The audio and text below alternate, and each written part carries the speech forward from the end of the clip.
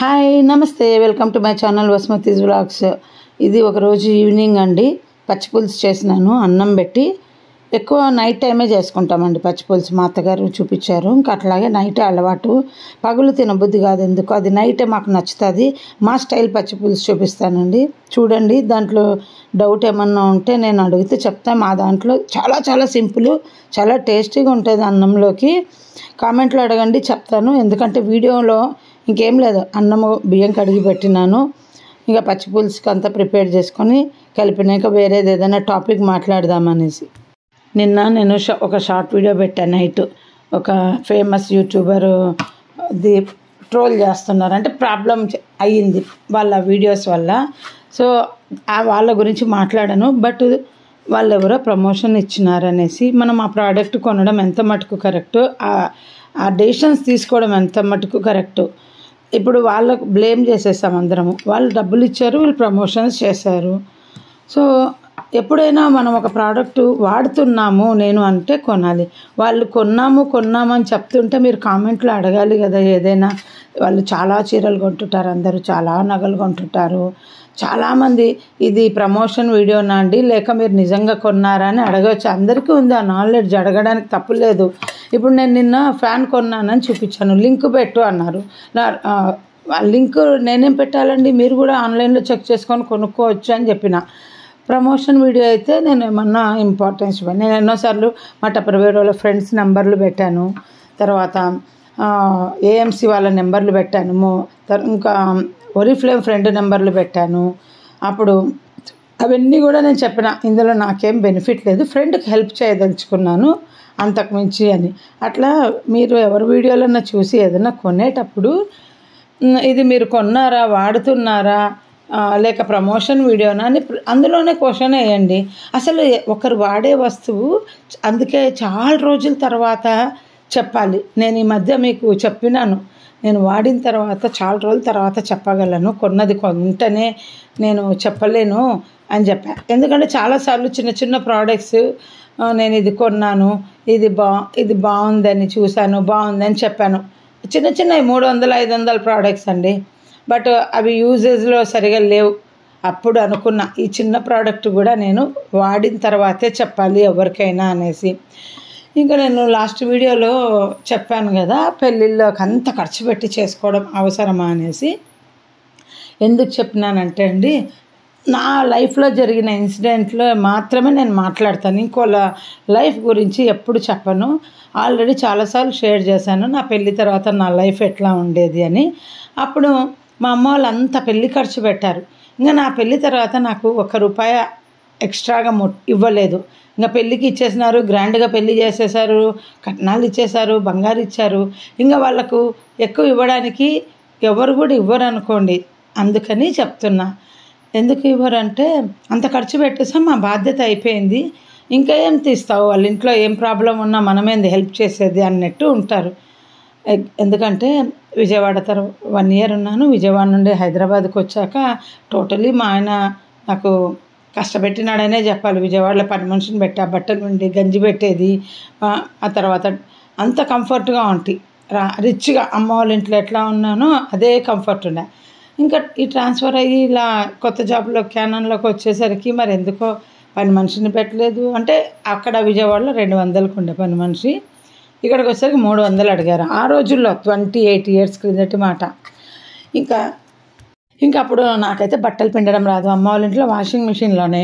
ఇంకా నాకేమీ లేనందుకు, సామాన్ ఏం లేకపోయినా ఏమీ కూడా వాళ్ళు కొనివ్వడానికి రెడీగా లేరు. వాళ్ళు కొనివ్వకపోతే మళ్ళీ నేను అప్పుడు విషయాలు ఇప్పుడు మాట్లాడకూడదు. అప్పుడే ఏంటంటే అప్పుడు బెడ్షీట్ కూడా నాకు ₹10 పిండితే చాకలోడికి ఇస్తే నేనే కష్టపడి పిండుకుంటా అంటే నాకు వాళ్ళు ఇచ్చిన సలహా ఏంటంటే, అందరూ ఏముంది ఇట్లా వస్తున్నావు కదా, వచ్చినప్పుడు బెడ్షీట్ తెచ్చుకో, ఇక్కడ మేము మిషన్లో వేసిస్తాము, తర్వాత తీసుకెళ్ళు. హైదరాబాద్ నుండి ఊరికి బెడ్షీట్లు తీసుకొని వచ్చి పిండుకోవడం వాళ్ళు ఇచ్చిన సలహాలు అన్నమాట. అక్కడ ₹10, అప్పట్లో ₹10 కదా బెడ్షీట్ వాషింగ్ అంటే, ఎక్కువే కదా అలా. కానీ ఇప్పుడు అదే మనం పెళ్ళిళ్ళు చేస్తున్నాం కదా, మన పిల్లలకి ఇలాంటి ఏదన్నా అత్తగారింట్లో టఫ్ లైఫ్ ఉండొచ్చు, మన లైఫ్ మనం ఇచ్చినట్టు లైఫ్ ఉండకపోవచ్చు. అందరికీ అమ్మగారింటిలాగా ఉంటుందని లేదు, అమ్మగారింట్లో కంటే బాగా ఉండాలని అందరు కోరి చేస్తారు.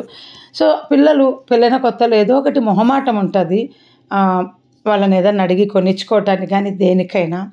వాళ్ళ చేతిలో మనీ, ఇప్పుడు జాబ్ చేసే పిల్లలంటే ఓకే, జాబ్ చేయని పిల్లల విషయం వేరు. ఒకవేళ జాబ్ చేసే పిల్లలకు కూడా పెళ్లి తర్వాత వాళ్ళ ఫైనాన్స్ వాళ్ళ చేతిలో ఉంటుందో లేదో తెలియదు. ఆ అమ్మాయి మెంటాలిటీని బట్టి ఉంటుంది, వచ్చే అబ్బాయి మెంటాలిటీని బట్టి ఉంటుంది. ఇంకప్పుడు తను ఏదైనా ఒక లిమిట్లో ఉండాల్సి వస్తుంది. అప్పుడు తనకు మనీ చూసి ఖర్చు పెట్టుకోవాలి కొత్తలో. అలాంటప్పుడు పేరెంట్స్ ఏమి ఇవ్వరు కదా, ఇంకా పెళ్లి చేసేస్తాం, గ్రాండ్గా అంతా ఇచ్చేస్తాము, ఇంకా ఏమి ఇస్తాము, మనం ఏదో ఇంటికి వచ్చినప్పుడు దానికి మాత్రమే ఇస్తాం, వచ్చినందుకు ఇంత అని ఇస్తాం. ఇంకా అన్నీ అలా చూస్తూ ఉంటాం. మనం పెళ్ళికి ముందు మన పిల్లకి మనం ఏం కొన్నా మనం కొనిచ్చేవాళ్ళం, పెళ్లి తర్వాత కొనిస్తామా? మనం కొన్న ప్రతిదీ పిల్లకి ఏం కొనియం కదా, ఊరికే ఉండొచ్చు కొనిచ్చేవాళ్ళు, ఉండరని నేను చెప్పను.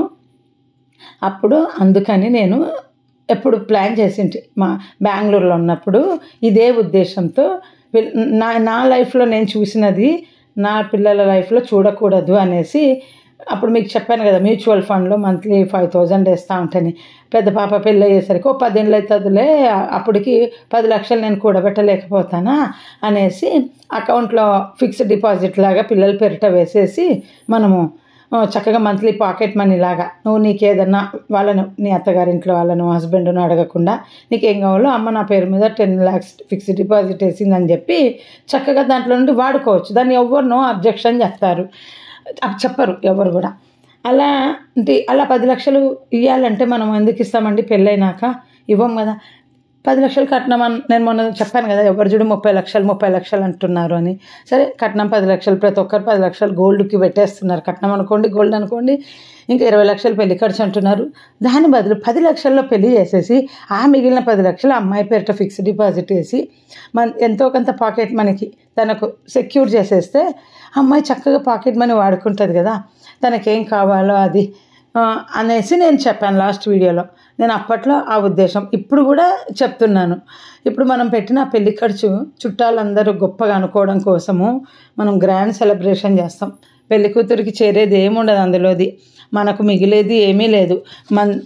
మంది వచ్చి వాళ్ళు గొప్పగా అనుకొని పోనిక, ఇదే మంది మళ్ళీ మన ఇంటికి విడిగా వస్తే మనం అంత గ్రాండ్గా ఫుడ్ పెట్టము. ఇంత కాజులు వేసి, ఇన్ని పన్నీర్ రకాలు చేసి అందరికీ సమానంగా పెట్టాము ఇంటికి వచ్చిన ప్రతి గెస్ట్కు. ఇది ఫ్యాక్ట్ చెప్తున్నా, అందరూ చేసే పనే.